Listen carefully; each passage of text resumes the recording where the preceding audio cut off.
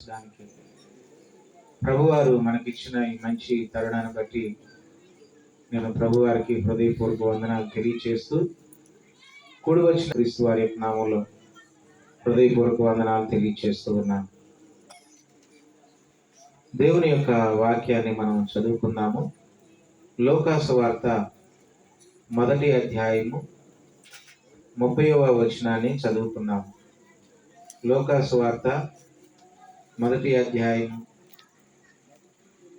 29వ వచనం నుంచి చదవండి. ఆమె ఆ మాటకు బహుగా తొందరపడి ఈ శుభవచనం ఏమిటో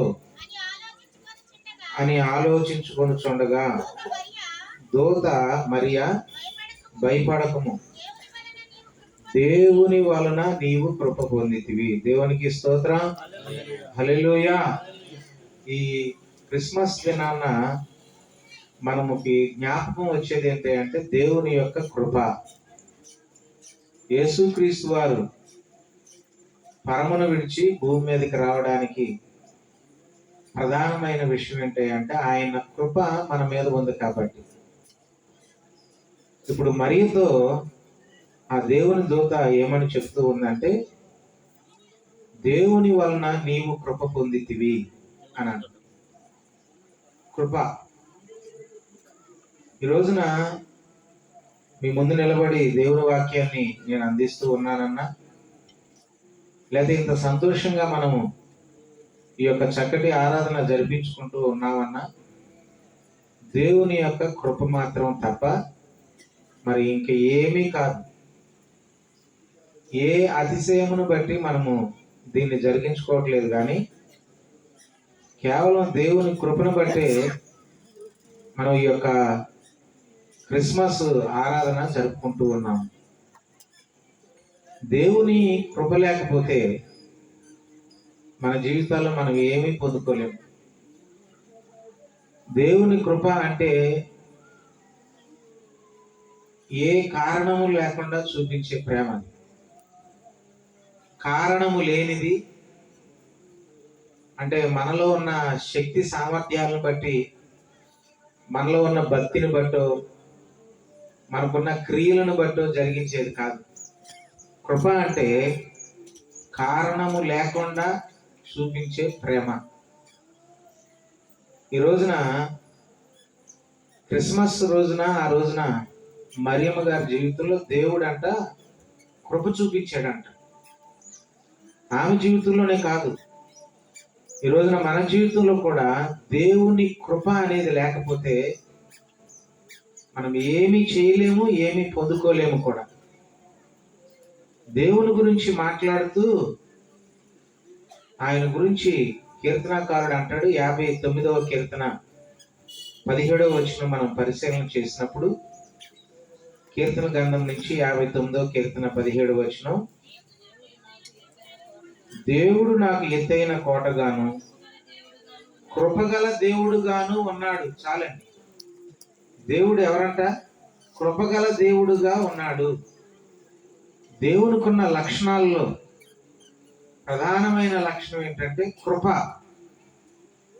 ఆయన కృప లేకుండా, ఆయన దయ లేకుండా మనం ఏమీ చేయలేం. ఆయనకున్న లక్షణాల్లో కృప అనేది చాలా ప్రధానమైనది. ఇంతకీ కృప ఏమి చేస్తుంది? దేవుడు మన పట్ల కృప కలిగి ఉండటం వల్లంట బైబిల్ గ్రంథాన్ని మనం పరిశీలన చేసినప్పుడు నశించిపోకుండా కాపాడేదే కృప. బైబిల్ గ్రంథంలో దేవుడు తన బిడ్డల ఎడల ఆయన కృప చూపించినప్పుడల్లా ఎక్కువగా జరిగిన సందర్భం ఏంటంటే నశించిపోకుండా వారిని కాపాడాడు ఆయన. ఉదాహరణకు బైబిల్ గ్రంథాన్ని మనం పరిశీలన చేసినప్పుడు ఆదికాండము 6వ అధ్యాయము 8వ వచనం మనం చూసినప్పుడు, అయితే నోవాహు యెహోవా దృష్టి యందు కృప పొందినవాడాయను. దేవునికి స్తోత్రం, హల్లెలూయా. ఏంటమ్మా నీరసంగా ఉన్నారు? గట్టిగా చెప్పండి. దేవుని యొక్క కృప నోవాహు పొందుకున్నాడంట. నోవాహు దేవుని కృప పొందుకోవడం వల్ల ఏం జరిగిందయ్యా అంటే, ఆ భూమి మీద ఉన్న సర్వ జనమంతా నశించిపోయారు, కానీ కృప పొందుకున్న నోవాహు కుటుంబం మాత్రం రక్షించబడింది, క్షేమంగా ఉంది. అంటే ఏ వ్యక్తి అయితే దేవుని కృప పొందుకుంటాడో ఆ కృప పొందుకున్న వ్యక్తి నాశనము అవ్వనివ్వడు. దేవుడు నశించిపోకుండా, నాశనం అవ్వకుండా దేవుడు అతన్ని కాపాడుతాడు తప్పనిసరిగా. అందుకని నోవాహు అంట దేవుని యందు కృప పొందిన వాడయ్యను. ఇందాక మరియమ్మ గారి గురించి కూడా దేవుని వలన నీవు కృప పొందితివి అని అన్నారు. అలాగే ఇక్కడ నోవాహు గురించి కూడా దేవుడు మాట్లాడుతూ నోవాహు గురించి ఏమనుందంటే, అతడు దేవుని దృష్టి యందు కృప పొందిన వాడయ్యను. నోవాహు దేవుని కృప పొందుకోవడం వల్ల జరిగింది ఏమిటంటే, మానవాళి సృష్టి అంతా నాశనం అయిపోయినప్పటికీ కూడా నోవాహు కుటుంబం మాత్రం నశించిపోకుండా రక్షించబడింది. సంగమా, ఈ రాత్రి కాల సమయంలో, ఈ క్రిస్మస్ దినాల్లో ప్రభు వాక్యం బట్టి నేను మనవి చేసేది ఏంటంటే, దేవుని కృప నీకు చాలా అవసరం. ఆయన కృప పొందుకున్న వారంటే ఎప్పటికీ నశించిపోరు. ఆయన కృప పొందుకున్న వారిని అంటే దేవుడు ఎప్పుడు నశింపనివ్వనివ్వడు.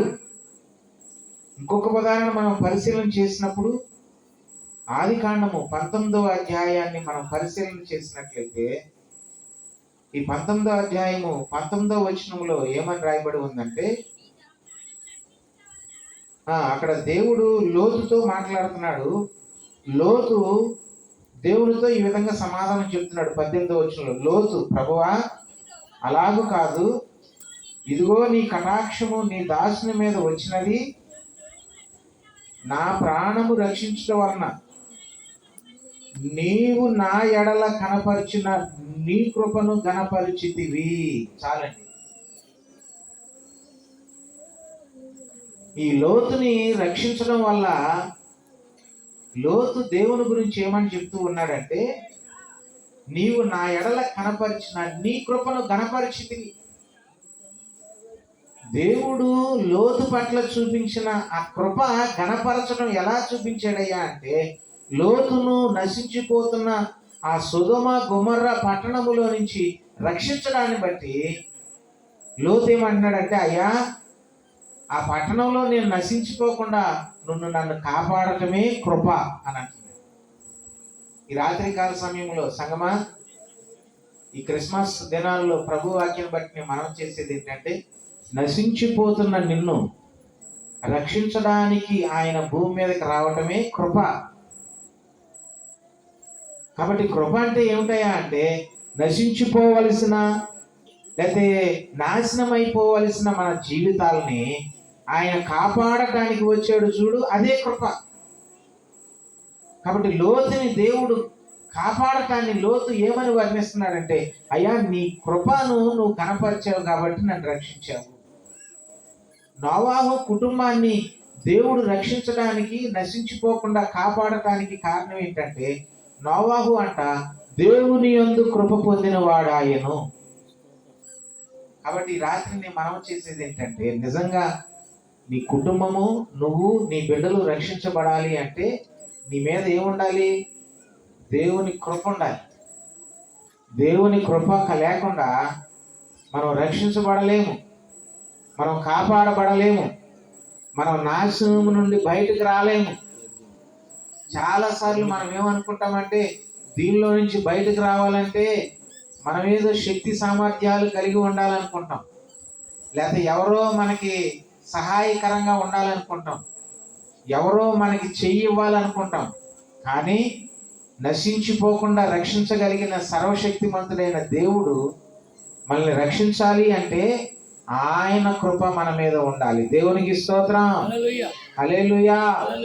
ఈ నశించిపోతున్న ఈ భయంకరమైన పాపభూయిష్టమైన ఈ లోకములో నుండి మనము నశించే వారితో నశించిపోకుండా ఉండాలి అంటే ఆయన కృప మన మీద ఉండాలి, ఆయన దయ మన మీద ఉండాలి. ఎందుకు ఆయన కృప ఆయన దయ మన మీద ఉండాలి అంటే మనం ఏం చేయాలి? ఏం చేస్తే దేవుని కృప మన మీద ఉంటుంది? ఏం చేస్తే దేవుని దయ మన మీదకి వస్తుంది? నిజమే, కారణం లేకుండా ప్రేమించేదే దేవుని కృప. అంటే కారణము లేకుండా అంటే అర్థం ఏంటంటే క్రియలను బట్టి జరిగేది కాదు కృప, క్రియలను బట్టి వచ్చేది కాదు దేవుని కృప. కానీ దేవుని కృపను పొందుకోవడానికి బైబిల్ గ్రంథంలో భక్తులు వారి జీవితాల్లో ఏం చేశారయ్యా అంటే, నిర్గమాకాండము 15వ అధ్యాయము, నిర్గమాకాండము 15వ అధ్యాయము 13వ వచనం మనం పరిశీలన చేసినప్పుడు, నీవు విమోచించిన ఈ ప్రజలను నీ కృప చేత తోడుకొని పోతివి. దేవునికి స్తోత్రం, హల్లెలూయా. ఇశ్రాయేలీని దేవుడు విమోచించడానికి కారణం ఏంటంట? ఆయన కృప. ఇంతకీ ఇశ్రాయేలీలు దేవుని కృప పొందుకోవడానికి కారణం ఏమిటయ్యా అంటే, వారు దేవుని సన్నిధిలో పెట్టిన మూల్గులు. దేవుడు కృప చేత విడిపించాడు, నిజమే, ఆయన దయతోనే విడిపించాడు. ఆయన దయ, ఆయన కృప ఇశ్రాయేలీల మీద రావడానికి ఇశ్రాయేలీలు ఏం చేశారంటే, వాళ్ళు మూలిగారంట, ఏడ్చారంట, ప్రార్థించారంట. చూడండి, నిర్గమాకాండము 2వ అధ్యాయము, నిర్గమాకాండము 2వ అధ్యాయము 23, 24 వచనాలు చూడండి. అలాగున అనేక దినములు జరిగిన మీదట ఐగుప్తు రాజు చనిపోయెను. ఇశ్రాయేలీలు తాము చేయుచున్న వెట్టి పనులను బట్టి నిట్టూర్పులు విడుచుచు మొరపెట్టుచుండగా, తన వెట్టి పనులను బట్టి వారు పెట్టిన మొర దేవుని యొద్దకు చేరును. కాగా దేవుడు వారి మూలుగులను విని అబ్రహాము, ఇస్సాకు, యాకోబులతో తాను చేసిన నిబంధనను జ్ఞాపకము చేసెను. దేవుడు ఇశ్రాయేలులను చూచెను, దేవుడు వారి యందు లక్ష్యముంచెను. దేవునికి స్తోత్రం, హల్లెలూయా. దేవుడు వారిని చూచెను, దేవుడు వారి యందు లక్ష్యముంచెను. దేవుడు వారిని చూచి వారి యందు లక్ష్యముంచి వారి మీద కృప చూపించి విడిపించడానికి కారణం ఏమిటయ్యా అంటే, వారు దేవుని సన్నిధిలో పెట్టిన మూలుగులు, ప్రార్థన, మొరపెట్టారంట. సంగమా, ఈ రాత్రి ప్రభు వాక్యాన్ని బట్టి నేను మనవి చేసేది ఏంటంటే, నీ కుటుంబం బానిసత్వం నుంచి విడిపించబడాలి అంటే, నీ కుటుంబం రక్షించబడాలి అంటే, నీ కుటుంబం నాశనం అవ్వకూడదని నీకు ఆశ ఉంటే, ఆ దేవుని కృప నీ మీదకి రావాలి. ఆ దేవుని కృప నీ మీదకి రావాలి అంటే, ఇశ్రాయేలీయుల మీదకి దేవుని కృపే వచ్చింది. ఆయన కృప లేకుండా వాళ్ళు విడుదల పొందరు. కానీ ఆయన కృప వారి మీదకి రావడానికి దేవుడు వారి మూలుగులు విన్నాడంట, వారి మొరను విన్నాడంట, వారి ఏడుపును చూశాడంట.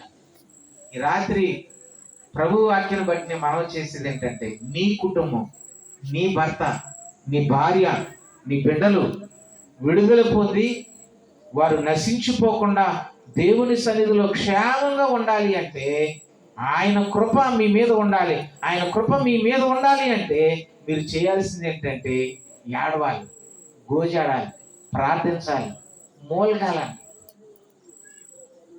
అందుకని ఇర్మియా భక్తుడు ఇశ్రాయేలీయులకి ఏమని చెప్తాడంటే, చూడండి, ఇర్మియా గ్రంథము 9వ అధ్యాయము, ఇర్మియా గ్రంథము 9వ అధ్యాయము 17వ వచనం చూడండి. సైన్యములకు అధిపత్యకు యెహోవా ఇలాగ సెలవిచ్చుచున్నాడు, ఆలోచింపుడి, రోదనము చేయి స్త్రీలను కలుగుని వారిని పిలవనంపుడి, తెలివిగల స్త్రీలను కనుగొని వారిని పిలవనంపుడి. మన కన్నులు కన్నీళ్లు విడిచినట్లుగాను, మన కనురెప్పల నుండి నీళ్లు ఒలుకున్నట్లుగాను వారు త్వరపడి మనకు రోదన ధ్వని చేయవలెను. దేవునికి స్తోత్రం, హల్లెలూయా. అంతేకాదు 20వ వచనం అన్నాడు, స్త్రీలారా యెహోవా మాట వినుడి, మీరు చెవియొగ్గి ఆయన నోట మాట ఆలకించుడి, మీ కుమార్తెలకు రోదనము చేయి నేర్పుడి, ఒకరికొకరు అంగలార్పు విద్య నేర్పుడి అని అంటున్నారు. దేవుని కృప మన బిడ్డల మీద మన మీద ఉండాలి అంటే ఇశ్రాయేలీయుల వలె రోదన చెయ్యాలి, ఏడవాలి, ప్రార్థించాలి, మొరపెట్టాలి. అందుకనే దేవుడు అంటున్నాడు ఇర్మియా ప్రవక్త ద్వారా, ఇశ్రాయేలీయుల్లో రోదన చేయు స్త్రీలను మీరు పిలవనించండి, వారిని పిలిపించంట, వారి ద్వారా రోధించడం ప్రార్థించడం మీరు నేర్చుకుని అభ్యాసం చేయమంటున్నాడు. దాన్ని ఏడ్చి ప్రార్థన చేయటం అంట, అది ఏం చేయాలంట? అభ్యాసం చేయాలి, దాన్ని రోజు చేయాలి. మనకి ఏడుపు ఎప్పుడు వస్తుంది? కన్నీళ్ళు ఎప్పుడు వస్తాయి? కుటుంబం నాశనం అయిపోతున్నప్పుడు, బిడ్డలు నాశనం అయిపోతున్నప్పుడు, లేకపోతే మన అనారోగ్యాల్లో నాశనం అయిపోతున్నప్పుడు. ఎప్పుడు వస్తుంది అంటే మనకి ఏడుపు నశించిపోతూ ఉన్నప్పుడు ఏడుపు వస్తుంది, లేకపోతే మనకి ఏడుపు రాదు, కన్నీళ్ళు రావు, వేదన రాదు. కాబట్టి నశించిపోతున్న మన జీవితాలలో ఆ నాశనం వైపు వరకు మనం వెళ్లకుండా ఉండాలి అంటే ముందుగానే రోధించడం నేర్చుకోవాలి. నువ్వు రోధిస్తే, నువ్వు ప్రార్థిస్తే, నువ్వు కన్నీరు పెడితేనంట దేవుడు కృప నీ మీద కుమ్మరిస్తాడు. దేవునికి స్తోత్రం, హల్లెలూయా. ఆయన నీ మీద కృపను కనపరుస్తాడు. ఆయన కృప ఏం చేస్తుంది తెలుసా? నాశనం అవ్వకుండా మనల్ని కాపాడుద్ది. దేవునికి స్తోత్రం. కాబట్టి రాత్రి నువ్వు ఒకసారి ఆలోచించి, క్రిస్మస్ దినాల్లో మనం అంబరాలు అంటే సంబరాలు చేసుకోవడం మంచిదే, ఎందుకంటే సంవత్సరానికి ఒకసారి వచ్చే పండుగ కాబట్టి మనం అంబరాలు అంటే సంబరాలు చేయాలా. కానీ దానికంటే ముందుగా ఏడుపు నీకు ఉండాలి, రోధించే విధానం నీకు ఉండాలి, మొరపెట్టే విధానం నీకు ఉండాలి, ఏడ్చే విధానం నీకు ఉండాలి. ఆ రోదన, ఆ మొరపెట్టడం, ఆ ఏడుపు అనేది నీకు లేకపోతే దేవుని కృప నీకు ఉండదు. దేవుని కృప నీ మీద లేకపోతే నువ్వు రక్షణలోకి నీవు నీ కుటుంబం వెళ్ళాలి. కాబట్టి ఎంత పండగ చేసుకున్నా, ఎంత సంబరాలు చేసుకున్నా, ఎంత అంబరాన్ని అంటినా మన జీవితాల్లో రోదన, ప్రార్థన, కన్నీరు, మొరపెట్టడం అనేది లేకపోతే దీని తర్వాత ఇప్పుడు వరకు సరదాగానే ఉంటుంది. తర్వాత ఇంటికి వెళ్ళినాక అప్పుడు మరలా మన జీవితంలో మొదలవుద్ది పరిస్థితి. అవి రాకముందే, ఆ పరిస్థితులు రాకముందు దేవుడు అంటున్నాడు, రోధించే స్త్రీలను మీరు లేవనెత్తుడి, వారిని పిలవనంపండి, మీ పక్షాన వారు దేవుడి పాదాలు పట్టుకొని ఏడుస్తారు. కాబట్టి మొట్టమొదటిగా కృప కావాలి అంటే ప్రార్థించాలి. ఇశ్రాయేలీయులు ప్రార్థించి ఏడ్చారు కాబట్టి దేవుడు అంట వారి మీద లక్ష్యముంచెను అని ఉంది. ఏముంచాడంట?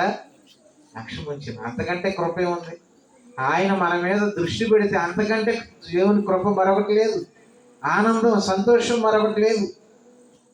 చూడండి, ఎమ్మెల్యే గారు మనల్ని చూసి ఒకవేళ ఆయన అంతమంది జనాల్లోంచి మనల్ని పిలిచాడు అనుకో, ఎలా ఉంటుంది మనకి? అబ్బా, నన్ను మాత్రం ఆయన గుర్తుపెట్టుకున్నాడరా ఇంతమందిలో అనుకుంటాం. మరి దేవుడు నీ మీద కనుదృష్టి ఉంచి నిన్ను గుర్తుపెట్టుకొని నశించిపోకుండా వెనక్కి రక్షించాలి అంటే ఆయన కృప నీకుండాలి. ఆయన కృప నీకుండాలి అంటే ప్రార్థనా జీవితం నీకుండాలి. అబ్రహాము యొక్క ప్రార్థన లోతు నశించిపోకుండా ఏం చేసింది? కాపాడింది. దేవుని కృప అబ్రహాము లోతు మీదకి వచ్చేటట్టుగా చేసింది. అందుకని లోతు అంటున్నాడు, అయ్యా నీ కృప చేత నన్ను కనపరిచి రక్షించావా అంటున్నాడు. ఆ లోతు దేవుని కృప పొందుకొని రక్షించబడటానికి కారణం ఎవరు? అబ్రహాము ప్రార్థన. కాబట్టి ఈ రాత్రి నేను మనవి చేసేది ఏంటంటే, ఈ క్రిస్మస్ దినాల్లో మీరు నేర్చుకోవాల్సింది ప్రార్థించే, రోధించే విధానం నేర్చుకోవాలి. దేవుని కృప కొరకు ఆయన సన్నిధిలో మీరు కనిపెట్టాలి. ఆ కృప మీరు పొందుకుంటేనే మీ జీవితాలు అద్భుతాలు జరుగుతాయి, ఆశ్చర్య కార్యాలు జరుగుతాయి. నశించిపోకుండా దేవుడు రక్షిస్తాడు. ఒకవేళ నాశనం వైపు వెళ్ళిపోయినా మరల తిరిగి లేవనెత్తగలిగిన సర్వశక్తి మాత్రం ఎప్పుడయ్యా అంటే మనము కన్నీరు కార్చి ప్రార్థించి రోధించాం. రెండవదిగా దేవుని కృప మన జీవితాల్లో పొందుకోవాలి అంటే మొదటిది ప్రార్థన చేయాలి, ఏడవాలి. రెండవది ఏమంటాడంటే పశ్చాత్తాపడాలంట. ఎవరైతే పశ్చాత్తాపము అనేది కలిగి ఉంటారో వారు దేవుని సన్నిధిలో కృప పొందుకుంటారు. దేవుని కృప చూడండి, బైబిల్ గ్రంథంలో రాజుల మొదటి గ్రంథము 3వ అధ్యాయము 6వ వచనం చూడండి.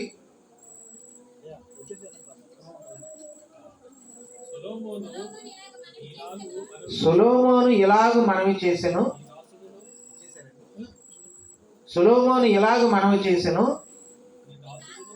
నీ దాసుడును మా తండ్రి అయిన దావీదు నీ దృష్టికి అనుకూలముగా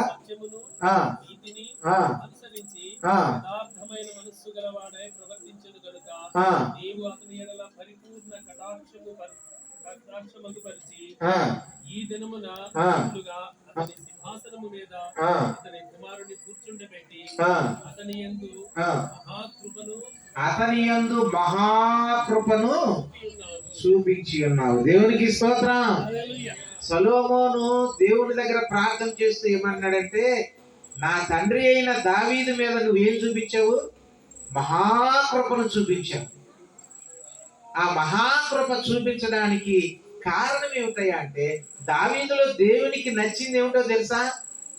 దేవునికి మెచ్చింది ఏమిటో తెలుసా? దావీదు తప్పు చేసిన పశ్చాత్తాపడిన మనసు కలిగిన వాడు. దావీదు పశ్చాత్తాపడ్డాడు, ఏడ్చాడు, కన్నీరు కార్చాడు. సంగమా, ఈ రాత్రి నేను మనవి చేసేది ఏంటంటే, తప్పు చేయని వాళ్ళం ఎవరు ఉన్నాం. ఏదో ఒక సందర్భంలో ఏదో ఒక విషయంలో ఎక్కడో చాట మనం తప్పు చేస్తాం, పడిపోతూ ఉంటాం. కానీ ఎవరైతే వారు తప్పును తెలుసుకుని పశ్చాత్తాపడి కన్నీరు కార్చి ఏడుస్తారో వారి మీదకి దేవుని కృప దిగి వచ్చింది. దేవునికి స్తోత్రం. హల్లెలూయా. ఈ రాత్రి కాల సమయంలో నేను మనవి చేసేది ఏంటంటే, దేవుని కృప నీ మీదకి రావాలి అంటే నువ్వు పశ్చాత్తాప మనసు కలిగి ఉండాలి. దేవుని కృప నీ మీదకి వచ్చి దేవుని కృప నీ మీద కుమ్మరించబడాలి అంటే, దావీదు మీదకి దేవుని కృప రావడానికి, దావీదు పట్ల దేవుడు మహాకృప చూపించడానికి, దావీదు జీవితంలో దేవునికి నచ్చింది ఏమిటయ్యా అంటే, దావీదు పశ్చాత్తాప హృదయం కలిగిన వాడు. అందుకనే దావీదు ఏమంటాడంటే, నీ కృప చొప్పున నన్ను కరుణింపుము అని. చూడండి, 51వ కీర్తనలో ఆయన ఏమని అంటాడంటే, ఆ పశ్చాత్తాపము ప్రార్థన చేస్తూ ఉంటాడు. ఆ పశ్చాత్తాప ప్రార్థన చేస్తూ ఏమంటున్నాడంటే, 51 మొదటి వచనం, దేవా నీ కృప చొప్పున నన్ను కరుణింపుము, నీ వాత్సల్య బాహుళ్యము చొప్పున నా అతిక్రమములను, అది నన్ను బట్టి కాదు, నా రాజరికాన్ని బట్టి కాదు, నాకున్న ఆ సింహాసనాన్ని బట్టి కాదు, నాకున్న శక్తి సామర్థ్యాలను బట్టి కాదు, దేనిని బట్టి దేవుడు కరుణించమని అడుగుతున్నాడంటే నీ కృప చొప్పున. దావీదులో దేవునికి నచ్చింది ఏంటంటే పశ్చాత్తాపం, క్షమాపణ కలిగిన మనసు.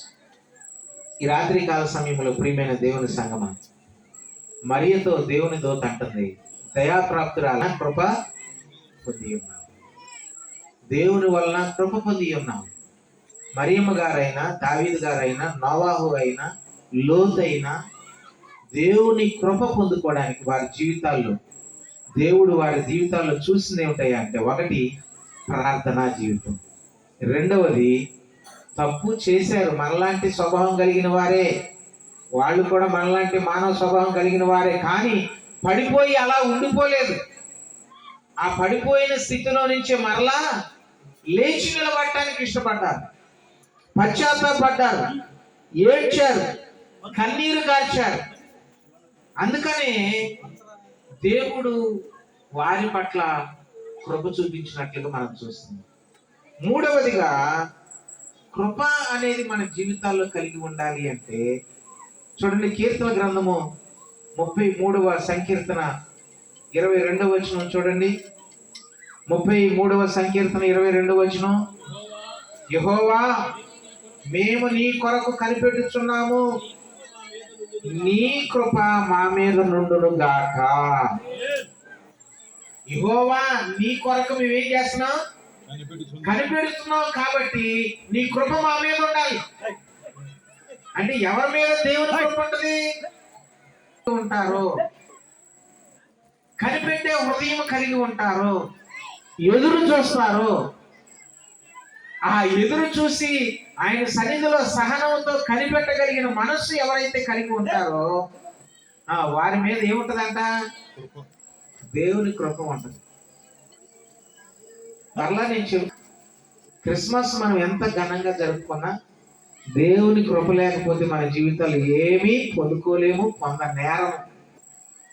ఆ దేవుని కృప నీ జీవితంలో ఉంటేనే దేవుడు ఆ కృప ద్వారా ఏం చేస్తాడంటే నశించిపోకుండా మనల్ని వెదకి రక్షిస్తాడు.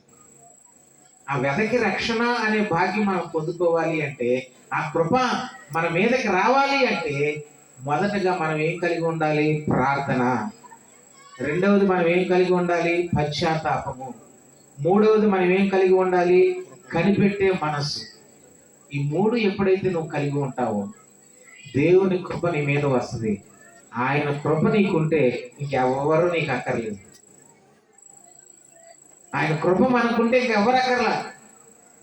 అందుకని మనం పాడతాం కదా, కృపామయుడా నీలో నా కృపామయుడా నీలో నా నివసింపజేసినందునా ఇవిగో నా స్తుతుల సింహాసనం నీలో నివసింపజేసినందునా ఇవిగో నా స్తుతుల సింహాసనం కృపామయుడా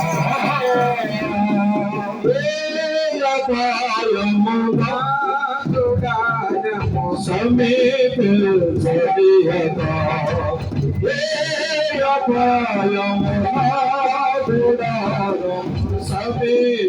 సమీపించడియదా నా మార్గములన్నిటిలో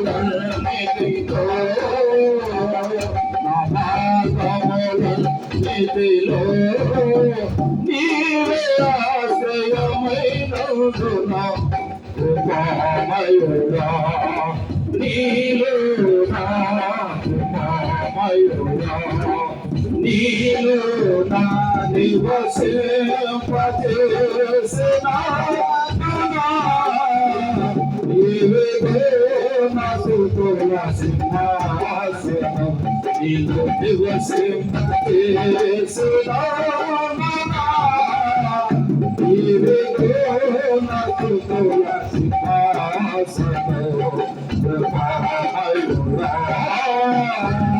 దేవునికి స్తోత్రం. హల్లెలూయా, హల్లెలూయా. ఈ క్రిస్మస్ దినాలలో దైవ సేవకుడిగా నేను మనవి చేస్తున్నాను.